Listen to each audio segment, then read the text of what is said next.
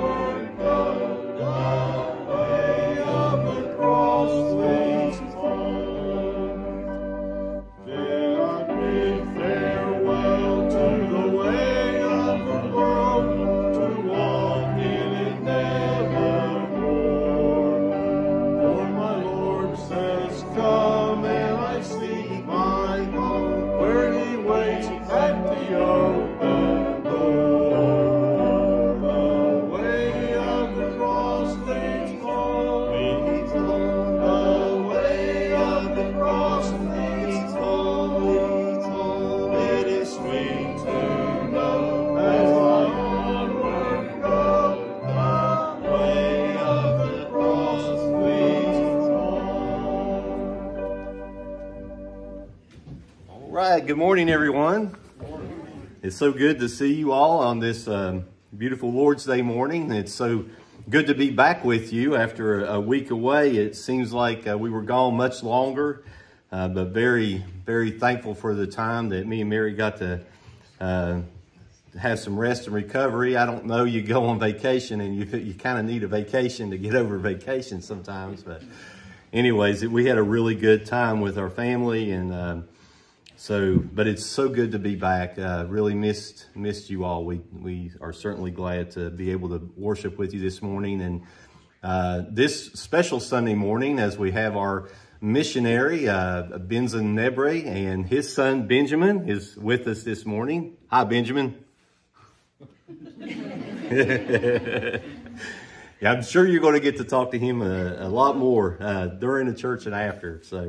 But we're going to go through some of the preliminaries, and then we're going to give the service over to our dear brother, our missionary friend, Benson. So in just a few minutes, we'll do that.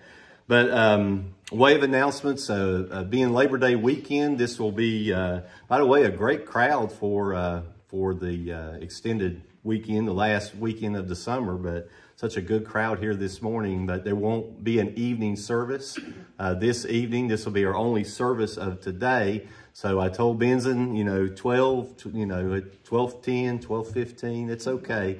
This is all we're here for. He says, I don't know if my English will hold out that long. So if it doesn't, then Benjamin can take over. Okay. So, but anyways, this is our only service. So just enjoy and let's worship the Lord together today. We will have our Wednesday evening service at 6 p.m. this week. So we'll resume that this week as well. All right. Any other announcements that need to be made? Maxwell Hill is having a men's conference. This is the 12th through the 13th of September. I'm going to go to this. It's just a Friday night and then a Saturday morning through noon.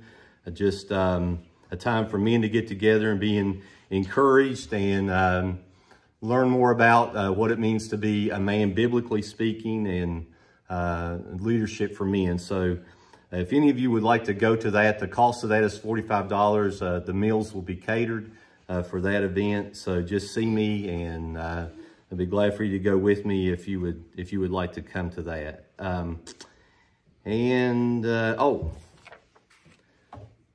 Sister Jessie has pears, lots of pears. They're in her car. They're in bags.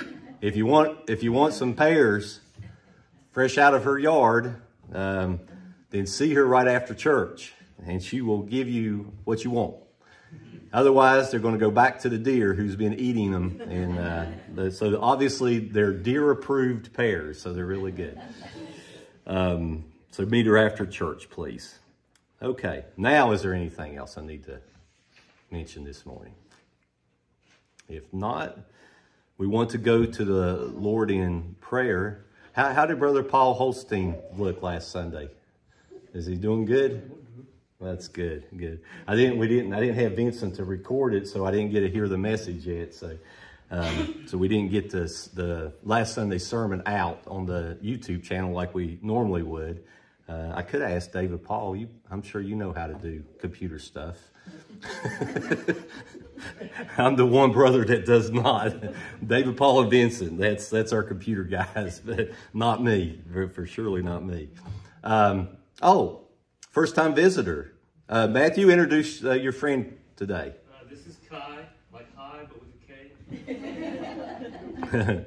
It's so good to have you with us today, Kai. I'm glad all of you are here today. So let's enjoy this time together. Now, what prayer requests do you have before we go to the Lord in prayer this morning? Anything on your heart? Sister Sue? Jackie and Julie both need prayer. Her arm's swollen again. Oh, no.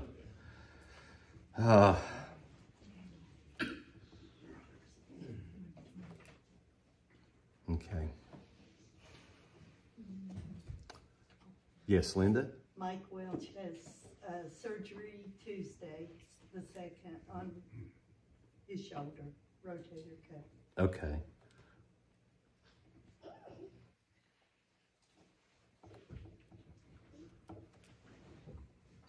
Any other prayer requests? Remember me Tuesday, I'll go for my 3rd chemo treatment. Okay. And I truly want to thank God. I really haven't been that sick. Maybe, of course, you know, I lost my hair and I'm getting a little numbness in my fingers, but I'm so thankful and blessed that, you know, that I can still go get our groceries and clean the house a little bit, take care of myself, help with Clay, and the blessings are just overwhelming to me. And I thank him truly for that. Amen. Amen. That's so true, Rita. So true.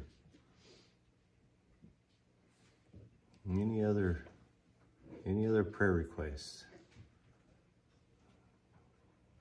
Any praises? Anything on your heart this morning?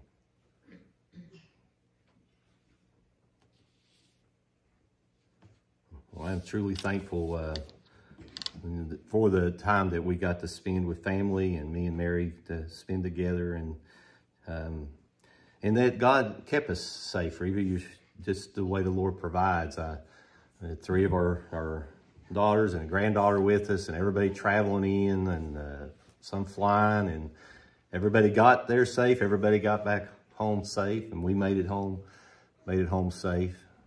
And Mary was sleeping on the way back, and she looked uncomfortable when I reached in the back of the truck to get the pillow from behind the seat. We had to take our car's in the shop getting repaired, and so we were driving the truck, and so I'm trying to get the pillow, and I went over across the rumble strips, and so when she woke up, she was seeing me going towards the guardrail, and so needless to say, she didn't need the pillow anymore.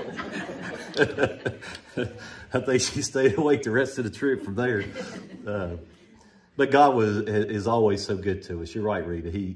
His provision for us is just watching over us. Of course, and I think of Brother Benson and Benjamin, they're traveling, going to visit different churches. John, Yo, and Angeline are doing the same thing right now in the States. So keep them in your prayers as well. Matthew, you just got back from somewhere in Europe again. Scotland, right? Yeah, that's... So just, I mean, the Lord watches out for us, doesn't he? Kelly, you got back, was in Florida, and I mean, the Lord's what looks out, he watches out for us, and he provides for us in so many ways, and so often we lose track of all the blessings because they're so numerous. It's easy to just get complacent, I guess, or just accustomed to the Lord providing for us, but he is so good to us. Anything else before we go to the Lord in prayer? Well, if you do have a burden on your heart, an unspoken prayer request, you may lift your hand, and God sees our hands, he sees our hearts. Let's go to the Lord in prayer. Oh, our kind and gracious Heavenly Father, how thankful we are for this opportunity to come. How thankful I am, Lord, to have this loving church family that you have drawn together in this place. We are so blessed. Thank you for my wife, my family, just this opportunity that we can gather and worship together. And Lord, I know there are many burdens that are on our hearts this morning, as we just saw the multitude of uplifted hands. And I know that each person here has those concerns and even great burdens, and maybe heavy griefs, sorrow, whatever the case may be, sickness. It's so wonderful to know that we do have a Heavenly Father that loves us, and that you are concerned, that you hear our hearts, not just spoken, but the cries of our heart. You're at work in each and every life. And we know that you do all things well, and that we can trust you in all things. So for all that has been mentioned with the uplifted hand, and all that has been shared with these spoken prayer requests, these that are sick, and even the praises that have been given, we ask that you would be merciful in each situation. We do ask for healing and for deliverance according to your will. We also understand that your ways are not our ways, and that you seek our good, both our physical, we understand, but most importantly, our eternal good, that you seek us to have a relationship with you, and a closer relationship, a closer walk with you. And so we understand that difficulties come in our life that draw us closer to you, or draw us to you. So I pray, if there's one here that doesn't know you, that you would draw that lost soul to yourself and save him by your marvelous grace. One that is wayward, that they would be drawn back to the fold. And that all of us, as your children, by faith in Jesus Christ, would be drawn closer to you and strengthened, and understand that you are at work in our lives, and that ultimately we are to be with you forever. And you are preparing us for that time. So bless each one that's here, and answer each one of these requests according to your will. We do ask for your blessings as we continue to sing praises to your name and worship you, and also looking forward to hear what you are doing in Benson and Benjamin's life and their ministry, which is an extension of our ministry. We love them, Lord, and we thank you for them, and so thankful that they can be here this day. Bless our worship. We give you the praise and the honor and the glory for all that you do. In Jesus' name we pray. Amen.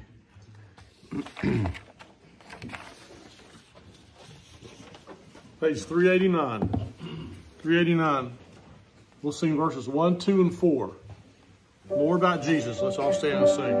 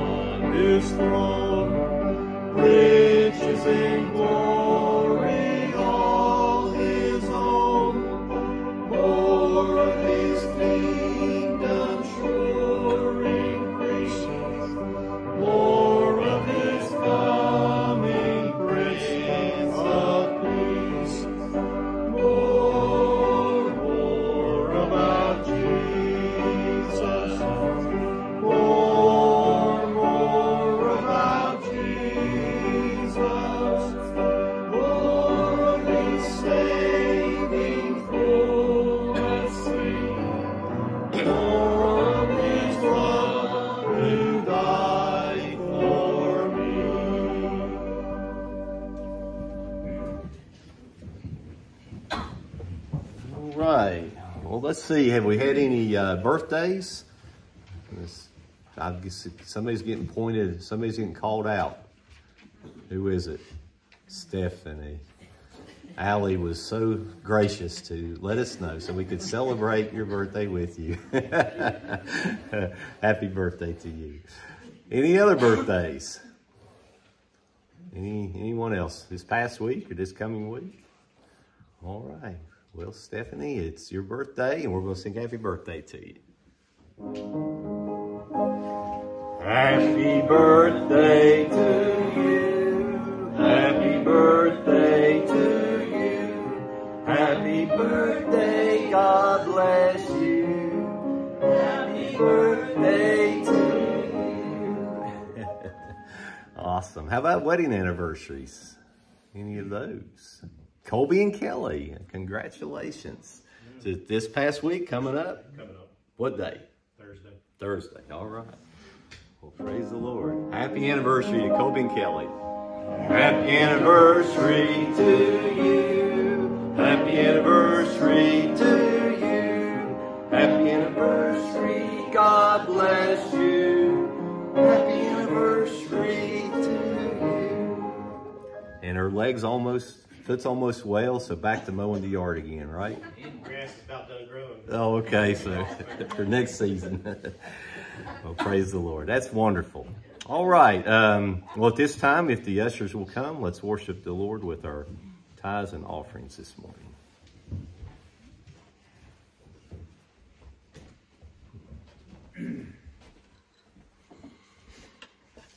Brother Will, would you lead us in prayer, please?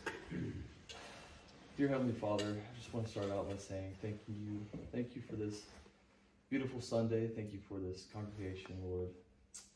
I just want to thank you for your amazing grace and your agape love, Lord. Pray for this offering that will be used for your will and your glory, Lord. We love you and we praise you. In Jesus' name, amen. Amen.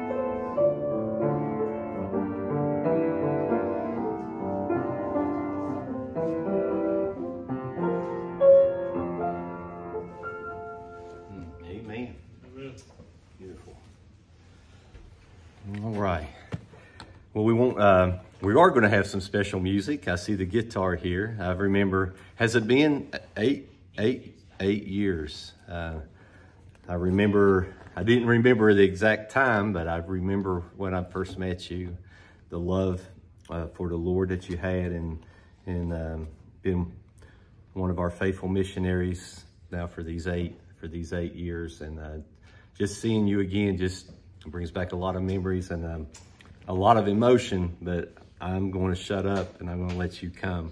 So, so thankful to have you with us, you and Benjamin both.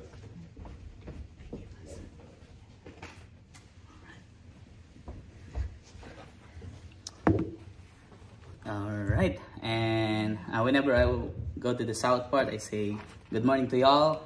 Is it? Yeah. But I was telling to Pastor Billy that please bear with me because my English only lasts for 20 minutes. So if I stop talking and you hear our language, I'm not speaking in tongues, I'm speaking our language, okay? But it's good to be here, it's good to be back. Actually, it's been 9 years since the first time that I came here. It was 2016, was the first time, actually I just stopped by. I just stopped by, I'm on my way back to Marietta, Ohio. That time it was a Wednesday night. That's the first time that I went here, and then I just have a chance to come back here and present our ministries back in 2017. And since then, from 2017 up to now, it's been 8 years. A lot of things happened.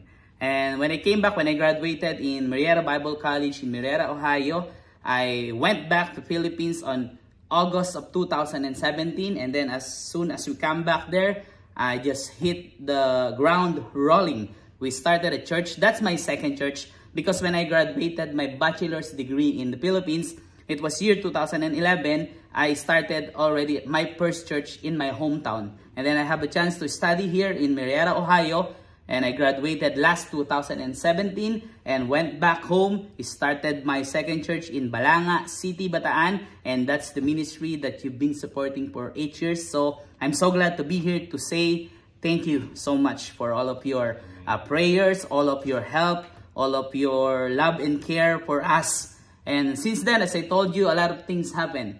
When I went back to the Philippines, my wife, Benjamin's mom, and I, we got married on December of 2017. Actually, when I met her here in Marietta, Ohio, when she saw me, she just courted me. No, that's not what happened. No. So when I went back to Philippines, we started a ministry, and then we got married on December of 2017, and then we have Benjamin here. He was born September 26, the same day on my birthday.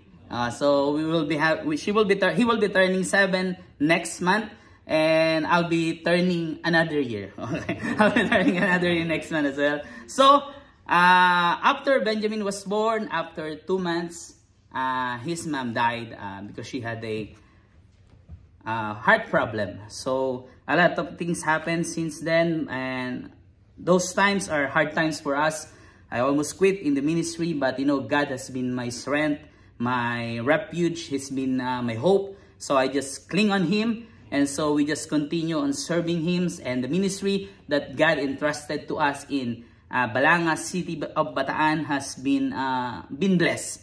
God has been saving and changing lives in that place. He's still in the business of doing that thing. So we're so thankful in spite of a lot of ups and downs in the ministries. There are Sundays that when we are starting, there are Sundays that it's only me and then my wife Roxanne and then 4 other fellows. So we are just 6 when we are starting that ministry, but we just continue and continue. And as of now, God has been blessing that ministry. We have a lot of volunteers, and the church that we have been renting is every Sunday we are out of chairs to use. So whenever who's late in the service, I told them, no, you cannot go. No, okay, no, they can still come to the church, and God has been faithful. And I'm so thankful to God because since we started that ministry, our goal there, because we are located in the city center of our province, Bataan. So the city that our ministry consists of about 110,000 people. So we are in the center of it, but our goal is to build 4 more churches in different corners of that city. And last year of 2024, we have started another one. So we have planted another church in the first corner. And then for the next 15 years, our goal is to start 3 more churches, to plant 3 more churches in the 3 other corners of Balanga City of Bataan. But if God will allow us to do it in a sooner time, that will be great because we can do more. So that's what we are doing right now in the ministry. And so continue to pray for us. And as Pastor Bill said that our ministry back there is what did you say a while ago? It's like a continuous, the extension of your ministry back here. And I said it before that when you started supporting our ministry back in the Philippines, you have transformed your ministry back here 24/7. Because while right now it's evening, it's Sunday evening in the Philippines, so they are sleeping back there, but we are worshiping and serving God here. And then while you are sleeping here, we are doing our best to win souls, to serve the Lord our God. So your ministry just turned 24/7. 24/7. And we are so thankful and we are so grateful for all your help and for being a partner of our ministry back in the Philippines. So I'm so glad that I'll be able to be here to update you and to say personally, to say thank you personally to all of you for your continuous, and we are praying that you will not grow weary in well-doing and continue to pray for our ministry back in the Philippines. And then I have other thing that I want to share to you. As I told you, since we started the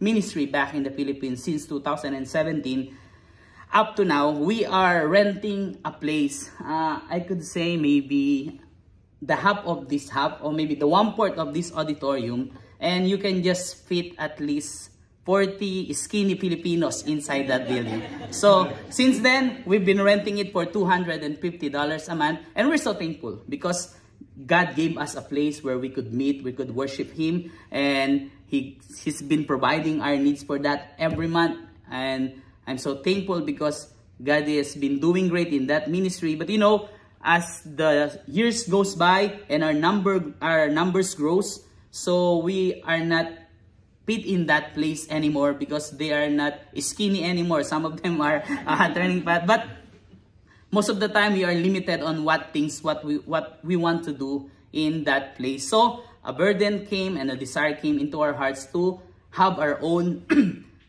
building, our own church property, a land and building. So we've been praying about it since 2022. And then last year, I told to our people, if we really want to have this property, if we really want to have our own land and church building, we need to be the first to give for that ministry or for that building because we are the one that is going to use it. So last year of 2024, January 2024, I challenged our people to sacrifice and give. But you know that Philippines is a third world country. So most of our people just earned at the minimum wage at least $10 a day. So in spite of their nothingness, in spite of the poverty, they still gave.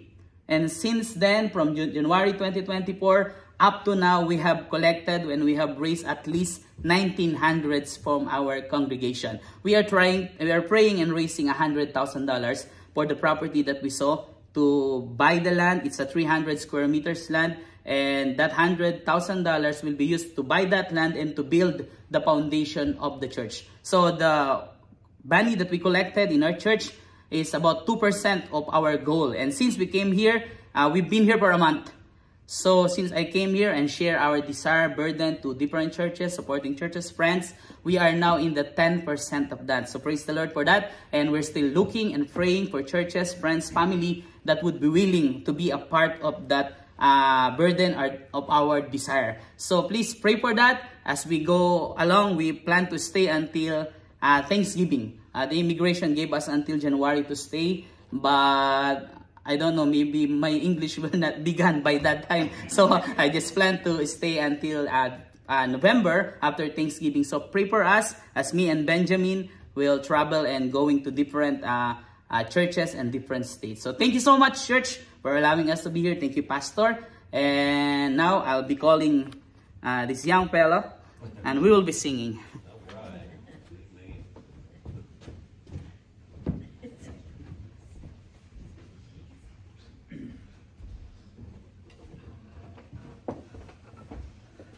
Maybe he wants to be in that video, Pastor. I will just, yeah, there you go. Yep, all right. So, as I've told you, a lot of things happened for the last 8 years, but still, we are thankful to God for all His blessings that He gave upon us. All right, here.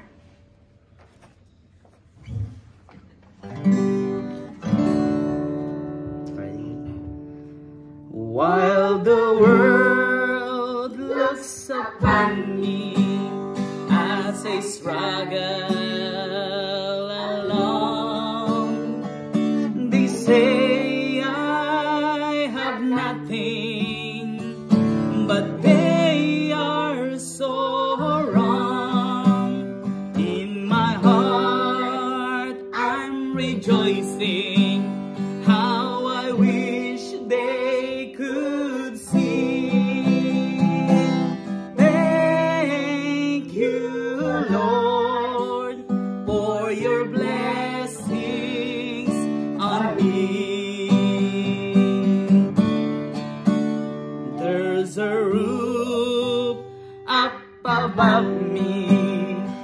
have a good place to sleep. There's food on my table and shoes on my feet. You gave me your love, Lord, and a fine family. Thank you, Lord, for your blessings on me.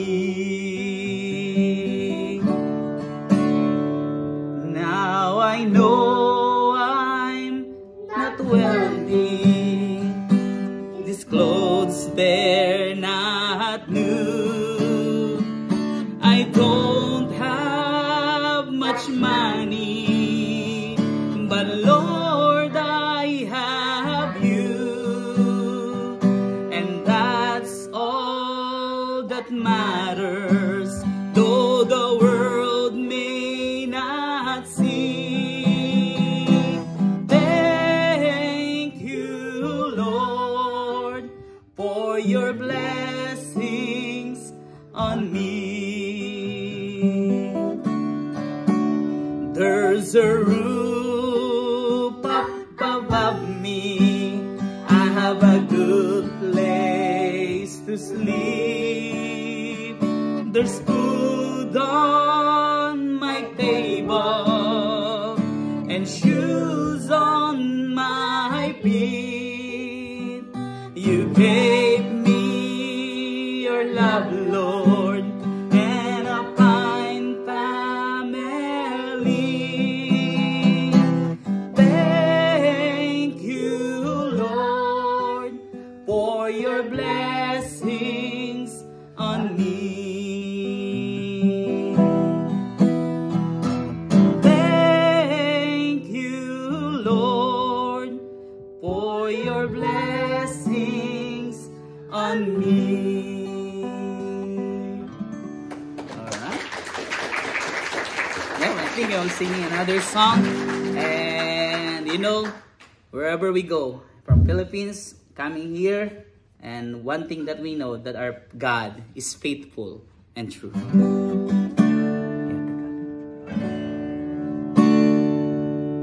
The mountain is high, but you will take me higher. The valley is deep, but you will take me through. The river is wide, but you will take me over. There's one thing I know, wherever I'll go, you're faithful and true. The mountain is high, but you will take me higher. Valley is deep, but you will take me through. The river is wide, but you will take me over. There's one thing I know, wherever I'll go, you're faithful and true. My Lord, you're faithful and true when everything around me gives way. Faithful and true to lead me from day to day. My Lord, you're and true. Your answer whenever I pray. There's one thing I know, wherever I'll go, you're faithful and true. Mountain is high, but you will take me higher. The valley is deep, but you will take me through. The river is, but you will take me over. There's one thing I know, wherever I'll go, you're faithful and true.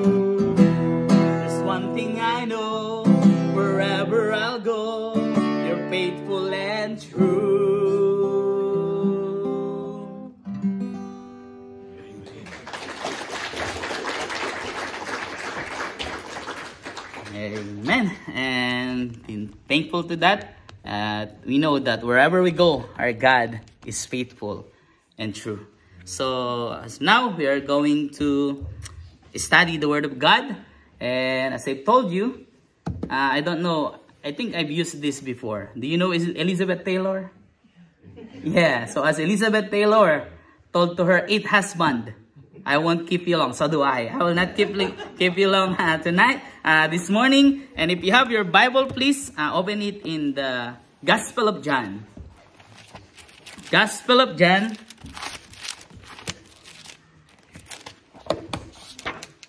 John 4:35. And if you saw it, just say amen. John 4:35.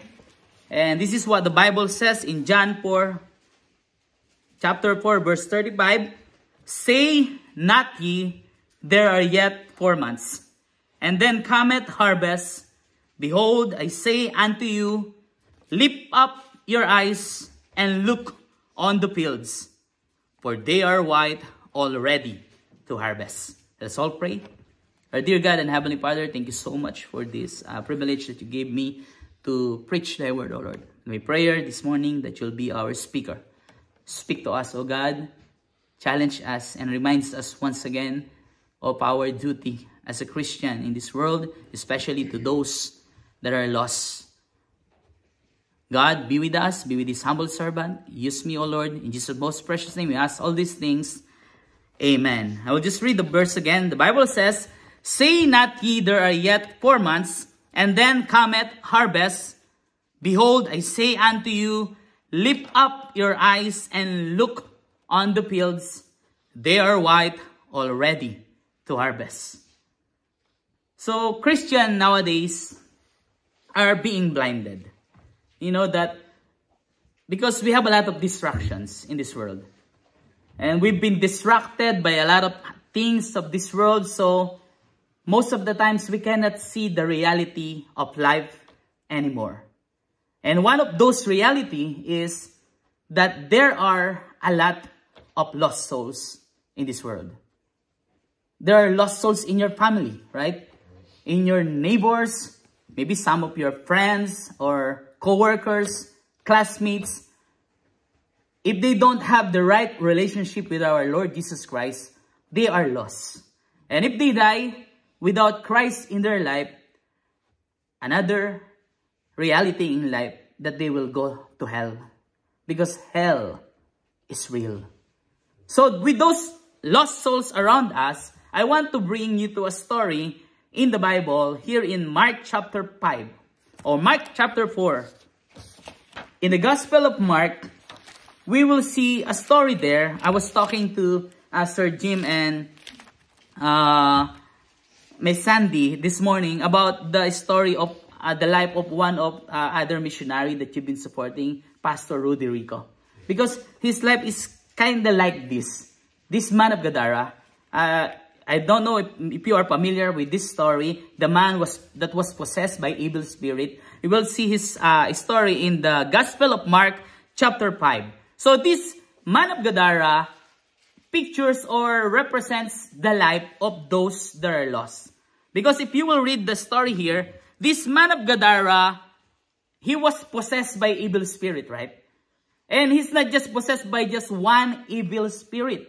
The Bible says when Jesus was talking to this man of Gadara and he asked his name, he said, my name is Legion because we are many. So this man of Gadara was possessed by many evil spirits. Probably 1,000 of evil spirits. So we can say that this man of Gadara was under the devil's control. So I have 3 things this morning that I want to share to you about the things that is the devil is doing into those people's life that are lost. Number 1 is what the devil can do in their lives. And number 2 is what our God can do in their life. And the last thing is, as a Christian, what we should do or what we can do to those people's life that are lost. And as I told you, maybe those people's that are lost is one of maybe your kids, maybe they are your parents, or grandparents, grandkids, friends, best friends. Do you know if they are lost, it means they are like the man of Gadara. And this man of Gadara is under the devil's control. So people that are lost are under the devil's control. So number one, what the devil or what he is doing, what the devil is doing to those people's life that are lost. Let us go into the story in Mark chapter 5. The Bible says in verse 1, and they came over unto the other side of the sea into the country of Gadarenes. And verse 2, and when he was come out of the ship, immediately there met him out of the tombs a man with an unclean spirit. And in verse 3, the Bible says, who had his dwelling among the tombs. This man of Gadara that was possessed by evil spirit, or that was under the devil's control, the Bible says he was living or he was dwelling among the tombs. And who dwell among the tombs? Dead people. So people that are lost are living like dead. Your loved ones that are lost, they are living like dead. They are not just living like dead. Continue in verse 3, the Bible says, who had his dwelling among the tombs, and no man could bind him. No, not with chains. Verse 4, because that he had been often bound with fetters and chains, and the chains had been plucked asunder by him, and the fetters broken in pieces, neither could any man tame him. The Bible says no man could bind him. So he's not just dwelling among the tombs. The Bible says no man could bind him.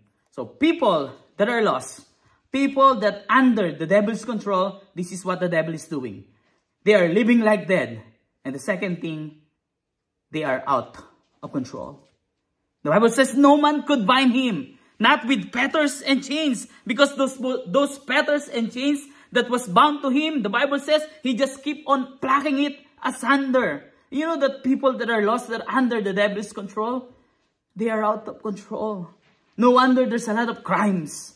There's a lot of bad things happening of this world doing by those people because they are out of control. Because they are under the devil's control.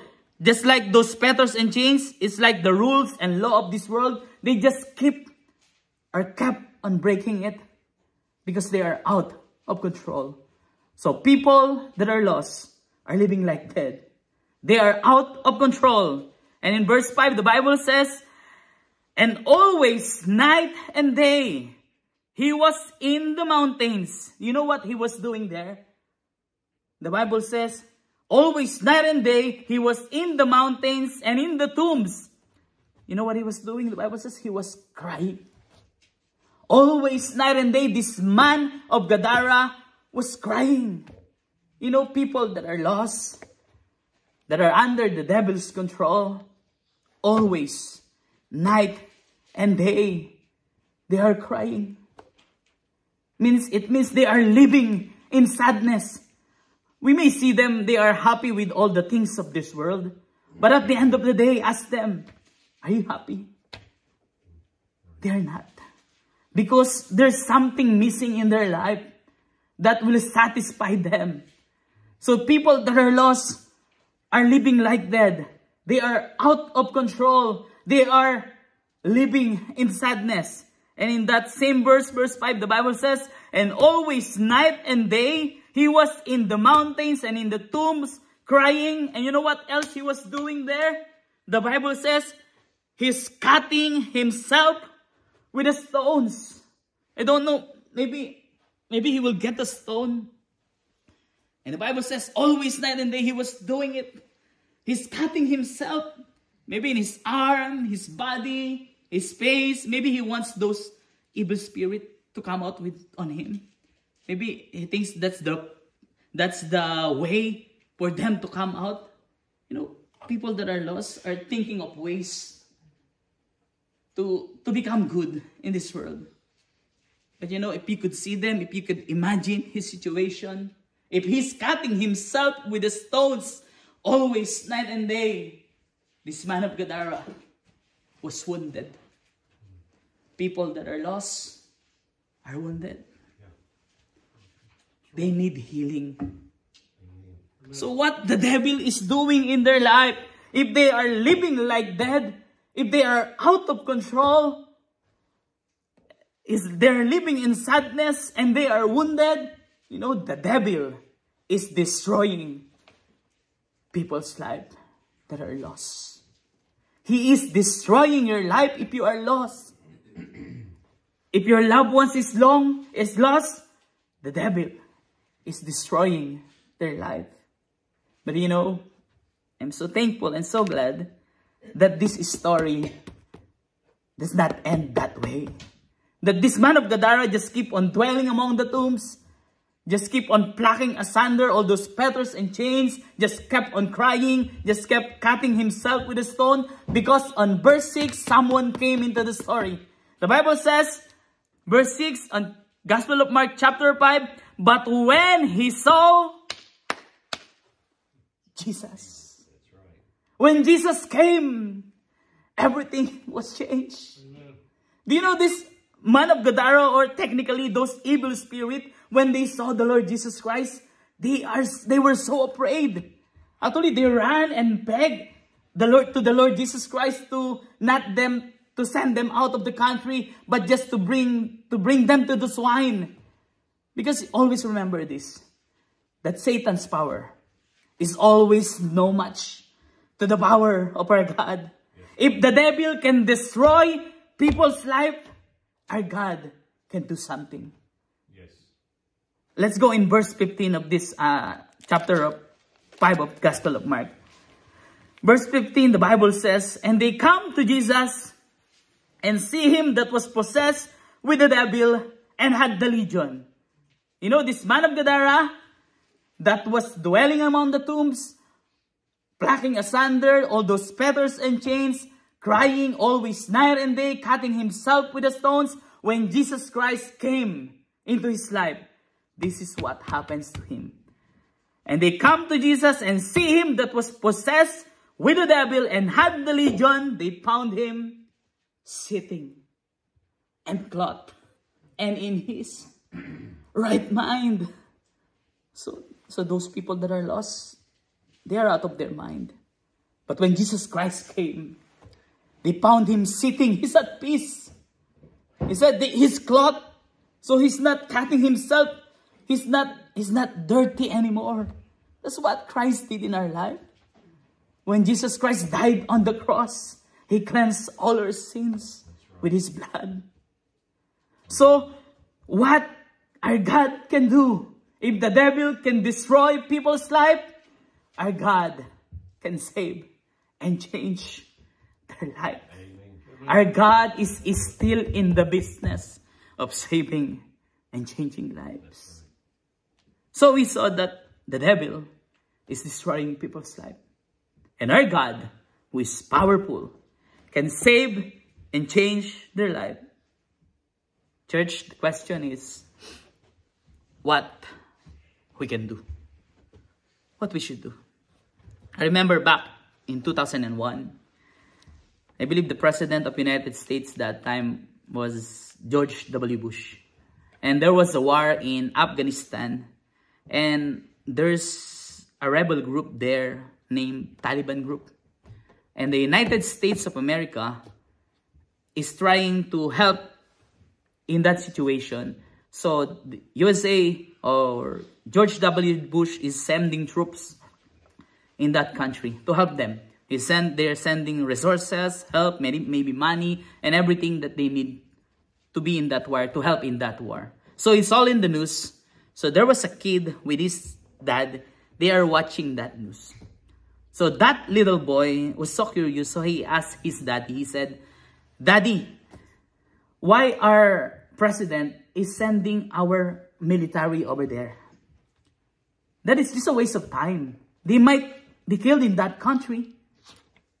They are wasting our resources. Dad, why? So his daddy told him, son, can you stand up?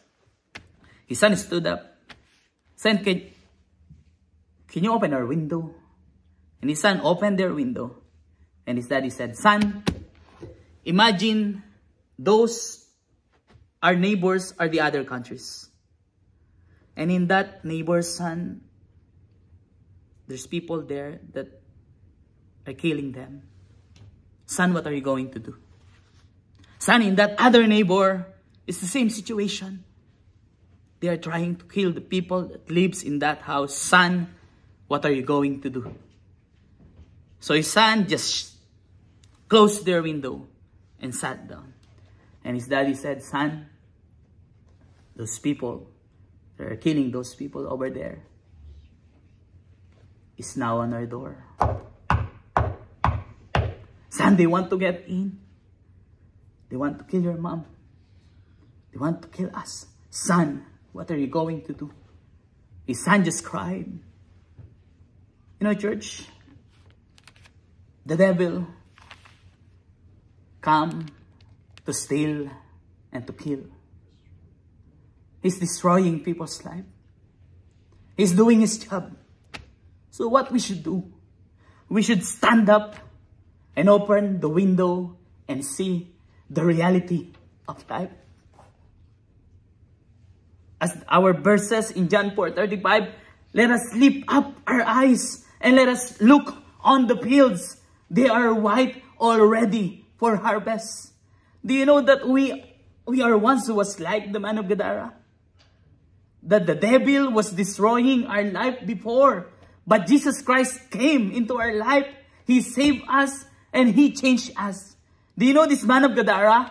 When Jesus Christ saved him and changed his life, the Bible says in verse 18, and when he was come into the ship, that he had been possessed with the devil, prayed him that he might be with him. He wants to go with the Lord Jesus Christ. But the Bible says in verse 19, howbeit Jesus suffered him not, but saith unto him, go home to thy friends, and tell them how great things the Lord hath done for thee, and hath had compassion on thee. Church, let us open our window and see the reality of life. Let us lift up our eyes and look on the fields. They are white already for harvest. Let us go home and tell our friends the great things that the Lord had done in your life. This world is getting darker and darker and darker. So our light should become brighter and brighter and brighter. Thank you so much, and may I call on Pastor.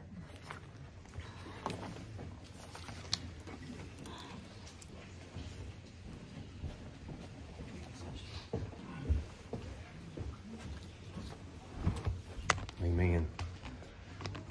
Thank you so much, Brother Benson, for that reminder of our calling.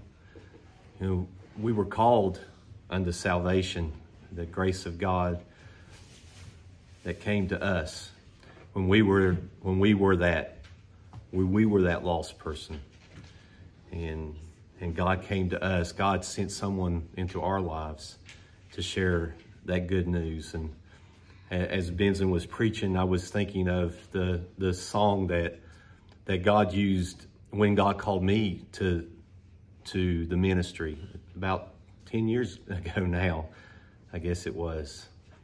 People need the Lord. Yes. Every day they pass me by, I can see it in their eyes. Empty people, filled with care, headed who knows where. On they go, through private pain, living fear to fear.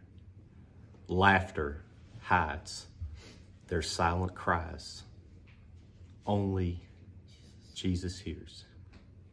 And we are called to take the light to the world where wrong seems right, and what could be too great a cost than sharing life with one who's lost.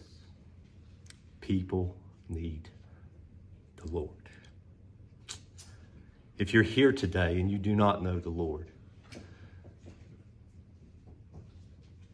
we're saved by grace through faith, and that not of ourselves. It's a gift of God, not of works, lest any man should boast.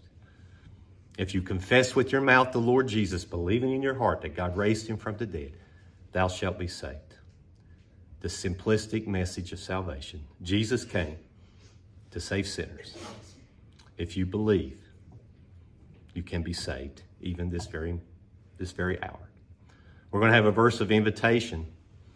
If you have a need, if you need the Savior, if you believe, you want to be saved this morning, belief, confession, salvation. Whosoever shall call upon the name of the Lord shall be saved. If there's another need, we'll give you opportunity. Brother Randy.